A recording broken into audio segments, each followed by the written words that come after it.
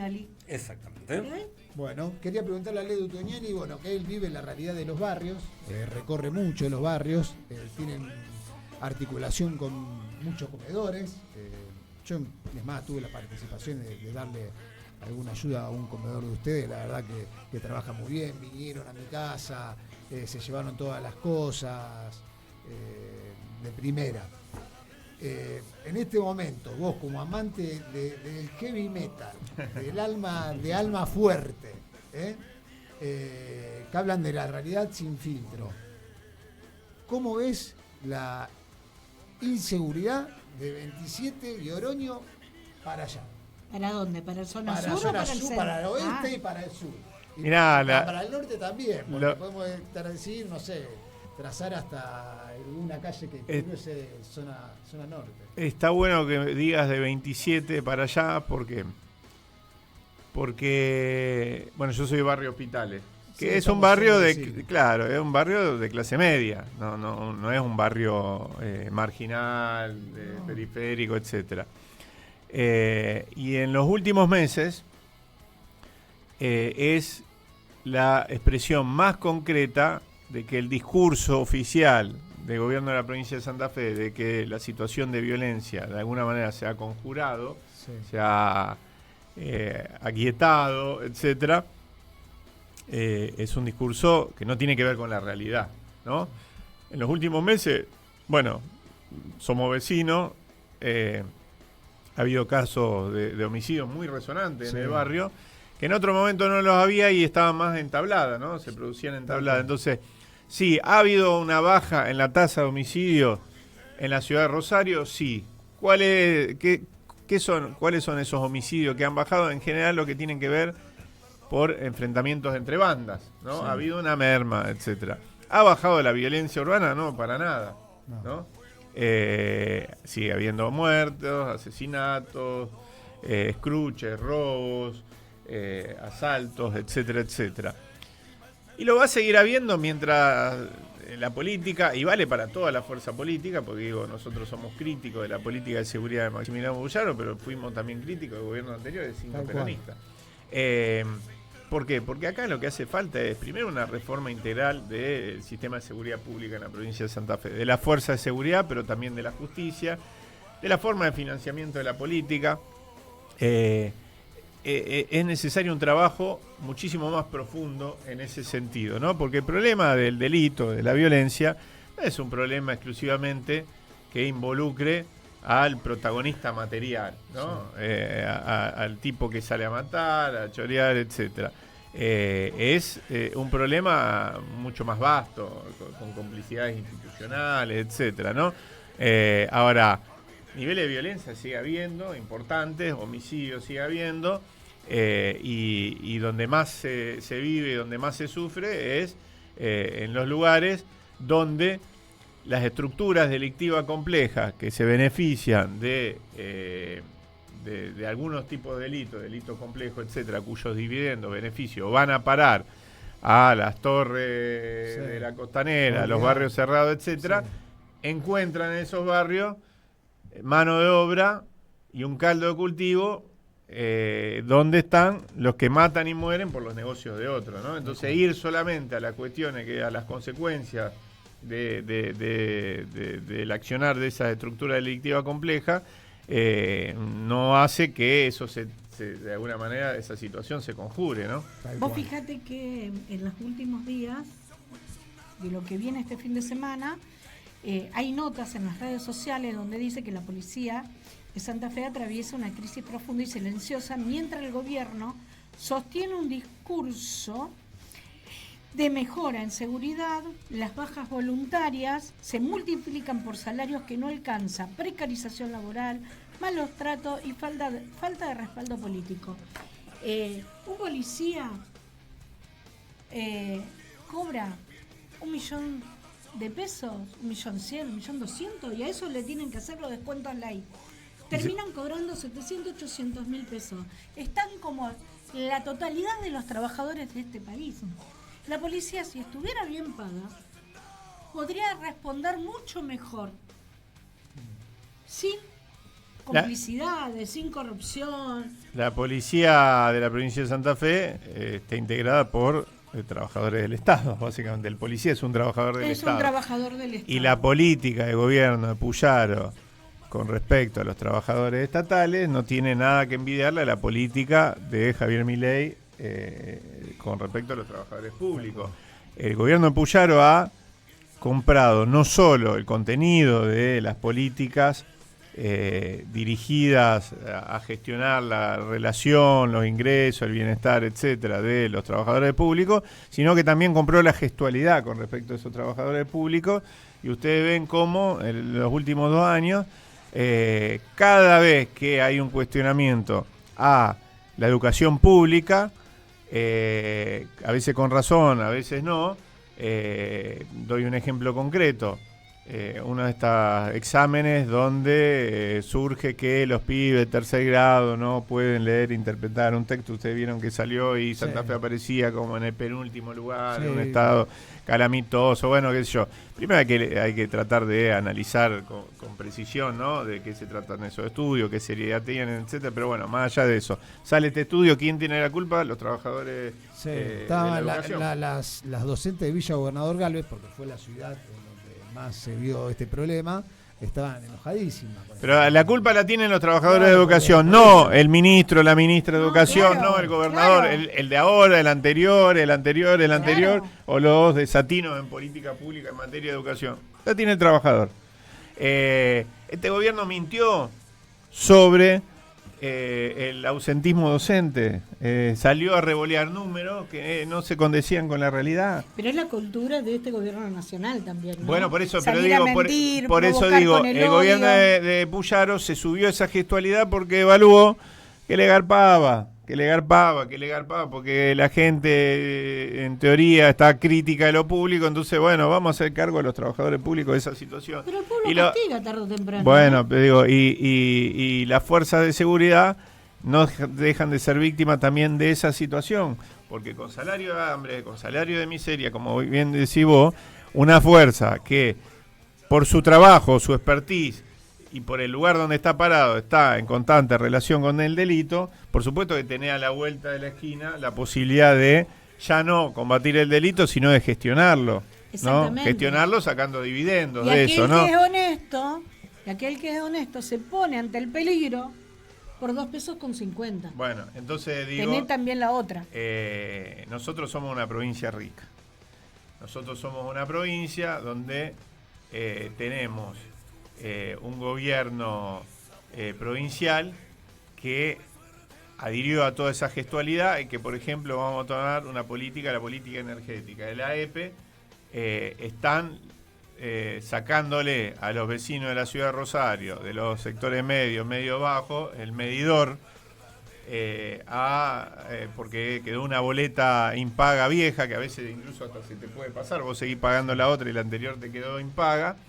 Y el gobierno provincial decidió perdonarle y licuarle la deuda a sectores de gran capital. Entonces hay una doble vara permanente que termina impactando en la vida cotidiana de los vecinos de la provincia de Santa Fe. Y con el empleado público lo mismo, son los que sostienen el accionar del Estado en el territorio y están mal pagos, pero además no solo están mal pagos, lo que es igual de jodido, se los verduguea permanentemente y se los hace cargo y se los responsabiliza por errores que son de la conducción política. Los errores siempre se la tiene que asumir el que está a la cabeza.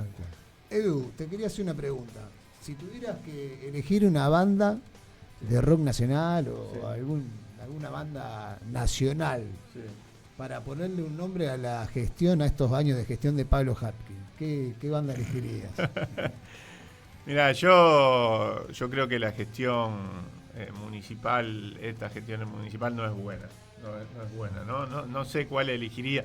Yo, quizás en el plano municipal es más difícil encontrarle un nombre, ¿no? Pero, bueno, qué sé yo, una banda que no me gusta, pero cuyo nombre podría ser parangonable a la gestión municipal, no te va a gustar. Pero bueno, a mí me gusta otro tipo de rock, pero... sí, el otro día me preguntaron algo parecido con respecto a la gestión nacional y yo creo que Hermética, que es una banda que a mí siempre me gustó, porque además en el momento que empecé a escuchar música por mí mismo, ya no los cassettes que estaban en casa, en mi casa de la familia, se escuchaba folclore, etcétera. Empecé a escuchar música por mí mismo, bueno, me volví loco con el heavy metal, y Hermética en ese momento era la banda de sonido de los 90. Hay un tema muy conocido de Hermética que es Olvídalo y volverá por más, que es casi una foto de la década de los 90, ¿no? Sí. Y vos lo escuchás hoy y es recontractual, y un montón de temas. No solo en lo político, sino también en lo social, etcétera. Y me parece que hay algo de eso que ha vuelto con toda, ¿no? De la década de los 90 que ha vuelto con todo. Entonces esa música me parece que es una banda de sonido. Ahora, Eduardo, recién hablabas de la ciudad de Rosario. Te quería preguntar qué opinión te merecía. Bueno, ahora somos ciudad autónoma de Rosario. ¿Cómo lo ves de aquí a unos años? Yo creo que la cuestión de la autonomía ha sido un tema muy meneado, que ahora cuando vayamos a lo concreto y operativo se va a ver que es importante, que le va a permitir tener herramientas propias en un montón de aspectos a un municipio, que van a requerir también de financiamiento, entonces van a requerir de de alguna manera de que se generen tributos para sostener esa herramienta que van a ser propia, y que además la provincia, en un acuerdo concertado, también además de delegar responsabilidades y potestades, también la haga con los recursos, cosa que se podía hacer sin una reforma constitucional, también hay que decirlo. Esto es un viejo debate. De hecho, la ciudad de Rosario ya tenía una experiencia en ese sentido. ¿Cuál es? La de la salud. La ciudad de Rosario gestiona su propia salud pública con dineros públicos provinciales. O sea, la provincia todos los meses pone plata en la ciudad de Rosario, cosa que no hace en otras localidades, incluso municipios de primer nivel, al mismo nivel de Rosario, por supuesto más chico, porque Rosario es la ciudad más grande, cuya salud pública está gestionada por la provincia de Santa Fe. La ciudad de Santa Fe, por ejemplo, tenés los efectores públicos de salud gestionados por la provincia directamente, no por interpósita persona, como sucede en Rosario.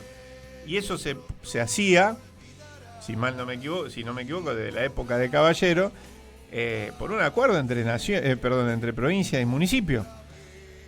Entonces, por un acuerdo, una concertación, un acuerdo de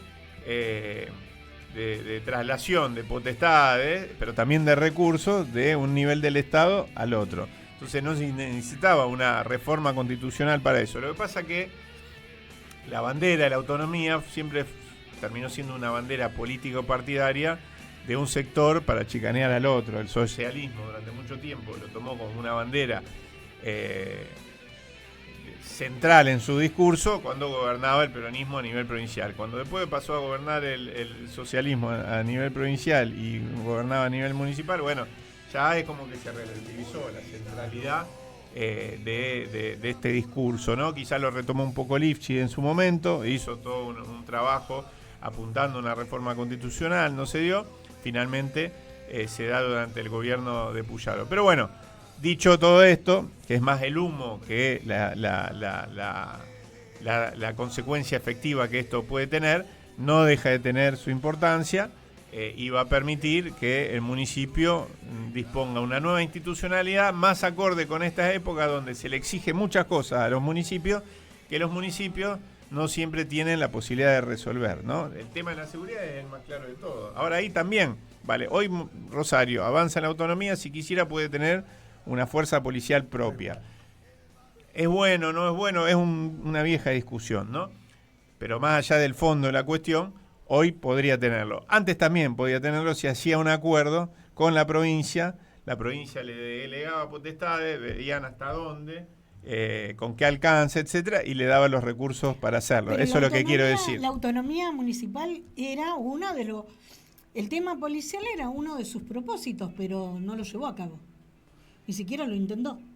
Y con el tema policial. Pasa que está Lagún también ahí en el medio. Sí, bueno. La Lagún es otra cosa. La Lagún, bueno, ahí cuando decíamos de que la responsabilidad de lo que pasa o deja de pasar en algún organismo público mayormente es responsabilidad de quienes conducen y no quienes ejecutan esa política.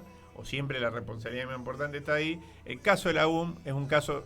Mira, yo siempre me agradecieron los compañeros trabajadores municipales porque cuando se puso en discusión la cuestión de la UM, fui uno de los que más defendió a los trabajadores, no necesariamente al organismo, ¿no? Cuando nadie lo hacía o muy poco lo hacían porque no garpaba, porque tenían mala imagen, etcétera. La mala imagen que se generó alrededor de la UM tenía que ver con que la política, y en ese momento, así como hablé bien recién de Lifchi, ahora voy a hablar mal, en ese momento quien estaba a cargo de la intendencia era Lifchi, puso en la UM o instaló en el concepto de la UM la idea de que iba a ser una fuerza de seguridad local, generó expectativa en la población que después no se condecían con la realidad, porque la UM no es una fuerza de seguridad. La UM, o no fue, porque ahora supuestamente la disolvieron, la metieron en control urbano. La UM era una guardia urbana municipal, como su nombre lo indica, sin determinada potestad. No está armada, no tiene posibilidad de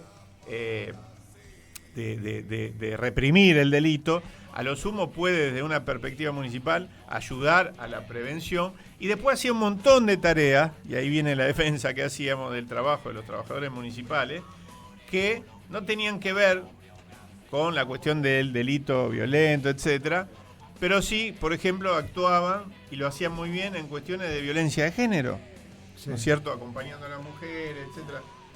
Hacían un laburo muy interesante en la cuestión de sanidad animal o de ir a rescatar perros que eran víctimas de violencia de sus dueños, etcétera, etcétera, en trabajo con el IMUSA.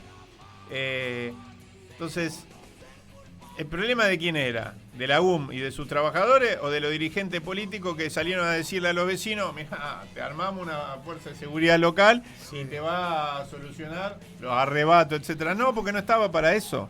A lo sumo, sí, a partir de patrullaje hay unas luces, entonces genera alguna idea de que eso... me parece que la política es la que tiene que ponerse los pantalones largos, ¿no? En ese sentido. Pero bueno, perdone. No, te pedimos el otro cafecito porque se te volcó todo. No, bueno. Tengo dos preguntitas más para terminar. Por favor. Pero a mí me gustaría que hable un poco qué le parece de lo que se hablan de las futuras internas, perdón. Es que a eso va. Unidad del peronismo en la provincia de Santa Fe. Mirá, Eduardo, cuando se separaron de 8 Hermética, ¿crees que bueno, hubo una separación importante, vos lo sabés, como amante de heavy metal, después hubo una unión ahí en Almafuerte, ¿crees que se pueden limar las asperezas con Ciudad Futura y se puede unir y llamar a la unidad a Ciudad Futura dentro del peronismo, o lo ves muy, muy lejano? No, mira, yo lo que creo es que, primero, nosotros, de nuestro espacio, hablo del Movimiento Evita, junto a otro espacio afín dentro del peronismo, durante mucho tiempo planteamos la necesidad de que el peronismo ampliara sus alianzas en términos electorales y políticas. En esta idea que con el peronismo solo no alcanzaba, porque veíamos que, por ejemplo, Unidos, que no es ni más ni menos que el Frente Progresista más el PRO, se le sumó al viejo Frente Progresista el PRO, era como una especie de catalizador de distintos sectores, para mi gusto, por supuesto, definidos no por la positiva, sino por la negativa, porque ¿qué los une? El antiperonismo, ni más ni menos. Pero bueno, digo, es así, digo, no estoy haciendo una valoración, ¿no?, de eso, sino estoy tratando de describirlo. Veíamos la necesidad de que quienes teníamos una mirada sobre las cosas con arreglo a la necesidad de defender el trabajo, la producción argentina, la distribución del ingreso, la defensa de la soberanía, etcétera, y que nos encontrábamos cotidianamente en el territorio con mirada común en la resolución de los problemas sociales, etcétera. Bueno, que además de caminar cotidianamente en los 365 o 364 días del año, en el día 365, que era el día de los procesos electorales, también tuviéramos posibilidad de tener una articulación para no dividir votos. Y en eso trabajamos en su momento y creo que la definición fue correcta, más allá de las idas y venidas de esos acuerdos, etcétera. Yo sigo pensando lo mismo y sigo pensando que hay que ampliar más los marcos de alianza del peronismo, mucho más que eso. Entonces, nosotros seguimos hablando con todos los actores. Después sí hay que decir en el quehacer y en la práctica política cotidiana están los conflictos, la divergencia, etcétera. Y como decía Claudia hace un rato, y lo decíamos en el corte, los cierres de lista que no han sido del todo armónicos y que uno cree que de alguna manera no se ha sostenido la palabra, que para mí es importante en la política, etcétera. Dicho todo eso, a los procesos políticos generales, esas cuestiones, esas menudencias que tienen que ver con la diferencia entre los dirigentes políticos, mucho no les interesa, entonces hay que seguir para adelante.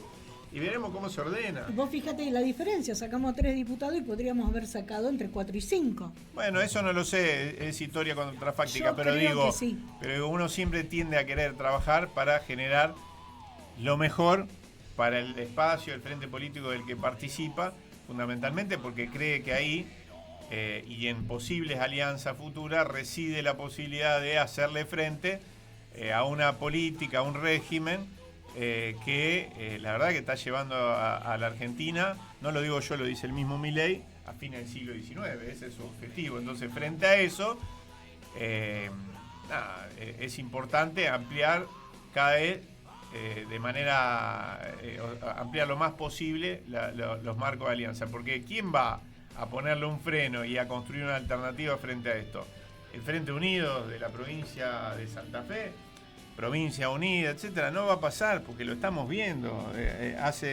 Sostienen un discurso solamente para el proceso electoral que después no se traduce, por ejemplo, a la hora de esos diputados, esos senadores que se han elegido, cuando van al Congreso de la Nación, terminan siendo la rueda de auxilio de este régimen. Entonces, no es por ahí, es por otro lado. Bueno, ese otro lado, ese otro andarivel, hay que construirlo ampliando cada vez con cada vez más, de alguna manera, generosidad. Ahora, después de eso, también uno elige dentro de ese frente con quién articula más, con quién trabaja, con quién camina más, ¿no? Y eso lo hace en función de principios, de valores comunes, ¿no? Y la juventud ante todo, ¿no? Sí. Edu, la última... Para que tengo un mensaje. Tenemos un mensaje. Dice, mandaron un comentario, ¿no? Sí. Concuerdo con Eduardo, si no fuera por la provincia, el ECA no se hubiera inaugurado aún. Profe Gerardo Rossi. Mirá, un saludo. Bueno, pero eso es un hecho objetivo, o sea, la política de salud, que hay que decirlo, yo valoro mucho la política de salud del ministerio, del ministerio no existe más, el Ministerio de Salud a nivel nacional, sí existe, pero no con las políticas que tenía antes, del municipio de Rosario, y que ha tenido un padre negado por los socialistas, que es el Tigre Caballero, porque el gran padre del inicio de esa política fue el Tigre Caballero, pero que ha tenido protagonistas de relevancia como Hermes Wiener, y no se me cae ningún anillo en decirlo, y hay que decirlo, porque la política no es un partido de fútbol donde uno se ordena alrededor de los colores de la camiseta y es irracional, y vos decís, no en hechos, sí. ¿Me entendés? Aunque En a veces hecho, pareciese que es un partido. Bueno, no debería ser así, y para mí la única grieta que debería existir es la grieta entre el nacionalismo. entre a los argentinos, a los que le va bien, cuando a la Argentina le va bien, y los argentinos a los que le va bien cuando a la Argentina le va mal, que son los Toto Caputo, etcétera. Ahí tiene que estar puesta la raya y no en lo político ideológico, ¿no? La ideología va, viene, etcétera. Lo importante son los intereses, y la inmensa mayoría de los argentinos viven del trabajo, de la producción, del mercado interno, y ahí le va bien solo cuando a la Argentina le va bien. No importa a quién voten, lo importante es que le va bien cuando a la Argentina le va bien, y esa es la línea que divide de esos otros argentinos o extranjeros a los que le va bien solo cuando a la Argentina le va mal. Si hay un tipo que le va bien cuando a la Argentina le va mal, hay que sospechar de ese tipo, porque hay algo que está ocurriendo en algún algo lado. huele mal en Dinamarca. Exactamente, o en Argentina en este caso, claro. ¿no? Entonces digo, esa es la grieta, pero me perdí de dónde venía. Román, tenías otra. No, tengo la última. Como político, ¿cómo te sentís más identificado? ¿Con la rebeldía de Maradona o con la estrategia de Messi? ¿Y cuál de los dos lo ves bailando en un pogo de toro y paja? Mirá, yo por una cuestión generacional, imagínate que el primer mundial del que tengo recuerdo es el 86. Claro. Lo tengo muy fresco. Además, yo tenía 9 años y ya a esa edad tenés el recuerdo, ¿no? Festejé en la vereda el Campeonato Mundial del 86. Lloviznaba en ese día, si no mal no recuerdo, en la vereda de los monoblocks, donde vivían mis abuelos paternos, que eran los monoblocks de enfrente del cementerio de los disidentes. Avellaneda entre Pasco y Cerrito, por ahí. Enfrente del cementerio, bueno, me acuerdo todos los partidos de ese mundial. Y entonces para mí Maradona es como es superlativo. Totalmente. Como vos le preguntás a un pibe más joven y te va a decir Messi. Ahora, me parece que para la política se necesitan las dos cosas: la rebeldía de Maradona y la astucia y esa especie de pensamiento lógico, racional llevado al extremo de un Messi. Casi diplomático, ¿no? No, es que creo que para la política es así, porque en la política no podés, o sea, necesitas rebeldía, necesitas plantarte, necesitas romper, pero después también necesitas rearmar. Totalmente. Necesitas rearmar, entonces me parece que es una combinación. Y el pogo, yo ya estoy grande para el pogo, ¿no? Hay que explicarle al oyente que no es del palo del rock, el pogo es donde van y se tiran todos a saltar, etcétera. Ayer justo hablábamos con unos amigos, estábamos hablando de recitales, y hace poco fuimos a ver ahí al Patio de la Madera, tocó el Tano Marcielo, que fue el guitarrista del Más Fuerte, hizo un recital de 3 horas. Cerca de fin de año, y hizo un recital de 3 horas y yo justo comentaba esto, digo, me banco ese recital de 3 horas porque es un guitarrista que me vuela la cabeza, y me gustan todos los temas que hizo, etcétera, pero no me bancaría porque me decían, che, no fuiste a ver a La Renga, a mí La Renga no me gusta tanto. Es una banda que en mi casa me puedo poner a escuchar, pero no iría a un recital de 2 o 3 horas, porque ya estoy viejo para bancarme parado todo ese tiempo. Vale lo mismo para el poco, no me voy a meter ahí, ya estoy para mirarlo de afuera, ¿no? Perfecto, bueno. Edu, qué gusto tenerte. No, el gusto es mío. Yo te quiero comprometer algún sábado por medio que vos quieras venir. Bueno, no sé si tanto, pero sí voy a venir porque me gusta charlar. Ahora que te tenemos en la ciudad, antes nos costaba más porque estaba toda la semana en mucho Buenos Aires, Aires. Después tenías que caminar a Rosario, ahora tenemos un poco más de tiempo. Bueno, dale, cómo no, voy a Vos estar. me decís el día que podés venir, me avisás y... Dale.